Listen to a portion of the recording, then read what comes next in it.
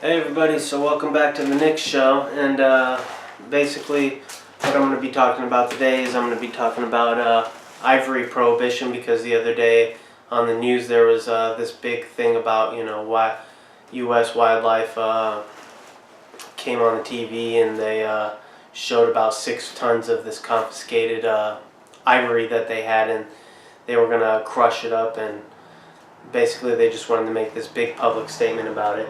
And a lot of the ivory was carved into Buddhas or into jewelry and stuff like that. And I just could imagine how they confiscated these things. How the government, how the African governments, how the U.S. government confiscates this stuff. Could you imagine like some African sitting in a chair? He spends about 2 weeks carving this fucking Buddha out, and he's just in there meticulously carving this Buddha out for 2 weeks. He makes it look really good. He's going to sell it for like $1,000. He's going to make this huge profit. He's going to be able to feed his kids. He's going to be able to, buy maybe like a motorcycle or something from the sale. And then the government busts in through the door and they confiscate his little Buddha, or this big statue of Buddha or whatever that's made out of ivory. And basically, they made this public statement, Fish and Wildlife, when they had these 6 tons of ivory that was carved in Buddhas, jewelry, all this earrings, whatever. And they said, we need to crush the stores of ivory worldwide. And, I saw kind of like a problem with that, because when you think about it, whenever you destroy a certain amount of product that's in high demand, that raises the price of it. So what happens when the price rises? That means more people are going to want to poach. They're going to want to poach these elephants, because the price of ivory is higher. They can make more money off of it. So what does that do to the elephants? That kills more elephants. So it's just fucking stupid. These people are idiots, Fish and Wildlife. And basically they're going to donate the crushed up ivory to the museum, and who knows what the museum's going to do. If I was the museum, I wouldn't take it, because that's bullshit. You're just basically killing more elephants by doing that. And basically, I just wanted to talk about the whole prohibition of ivory, and how that's bad. So basically, most of the poaching takes place in these national reserves across Africa, where poaching ivory is illegal. And basically what it's like is, it's basically like the tragedy of the commons, because the government doesn't give a shit about the national reserves. They make money off the ivory trade. And what ends up happening, since it's not owned by anybody, is that it's pretty much a free-for-all, and it's whoever can kill as many elephants as fast. So and that's just a big problem, because more elephants die, and it's just basically a tragedy of the commons. And one of the reasons why the government's unable to protect these national reserves is because they don't even pay the rangers. They promise these rangers, who used to be poachers, they promise these rangers a salary, and then they don't even give them the salary. And then they tell these rangers that, hey, if there's a poacher over there, then you have to arrest them. But a lot of the time the poachers are armed, because they make money off of the ivory that they sell, and they have guns, and they have to buy guns because the ivory trade's illegal, so they got to protect themselves, of course, so they can put food on their plates. And people end up dying because of it. People will end up getting shot, either the rangers that aren't paid, or the poachers that are just trying to put food on their plates, all because because some stupid fucking government says, hey, you can't sell ivory. It's just ridiculous. So wildlife parks, a lot of people say, well, why don't we just make them into wildlife parks? And basically, it's been tried before. There are wildlife parks, but they don't make enough money to basically disincentivize these poachers from killing the elephants.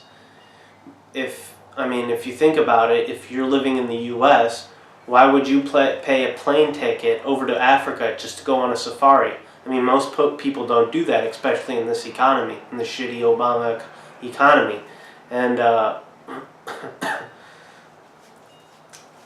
and, you know, it's just ridiculous to think that Americans are going to go over to these parks and they're going to go on safaris and they're going to pay all this money when there's the local zoo down the road. I mean, you could just go down the road and you can go to your local zoo and see an elephant or a rhino there. By the way, rhinos are also being poached over there. And, you know, here in the U.S., we see elephants as, you know, these majestic creatures on National Geographic, and, oh, they're great, and, you know, and we want to protect them. You know, that's our intuition. At all costs, we gotta protect these elephants. But to Africans, they're basically just overgrown pests. You know, they just want these elephants. They go into their villages, they trample their crops, they eat their crops, they eat all the shrubbery around everywhere. They destroy shit, they kill people, they destroy homes, so they're just basically overgrown pests to them. So why not fucking kill them and make a fortune off of them? it'd be like us, you know, killing rats and making a fortune off of rats. Of course we're going to kill the rats if we're going to make a fortune off of them. Who gives a shit about rats? But elephants, that's a different story to Americans. But to Africans, it's not. You know? So basically we need to focus on what we want the end result to be when we're making these policies. And our end result is to help the elephants and their populations rise. We want to help Africans put food on their plates so they're not killing as many elephants. And we want to kind of quench the worldwide demand, Chinese demand for ivory. And one of the best ways to do that is simply by legalizing the ivory trade. I mean, it just makes sense. That's the only way you can do it. And in fact, in African countries where they did legalize it, like Malawi, we've actually seen the elephant populations rise. And, you know, people are able to put food on their plates, obviously.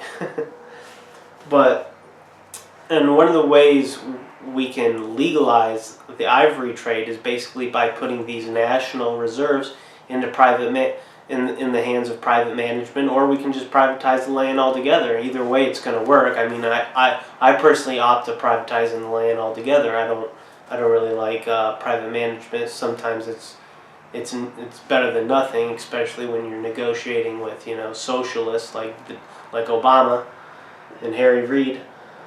But yeah, that's the best way to help the elephants, help the Africans, and help quench the demand for ivory. There's nothing wrong with wanting ivory as long as it's coming from, you know, as long as it's coming from a farm. If it's coming from a farm, well, that's great. You know, who cares if it's coming from a farm? It happens in Texas. They have elk farms in Texas. And I know the environmentalists are all up in arms about that, but who cares? That's the best way to save the elephants. So, and it's better to have an elephant farm and have it under private management or you know, just on private land than, you know, having the sales of the ivory going into the hands of groups like Al-Qaeda, which a lot of the time it does. So, well, thanks for watching.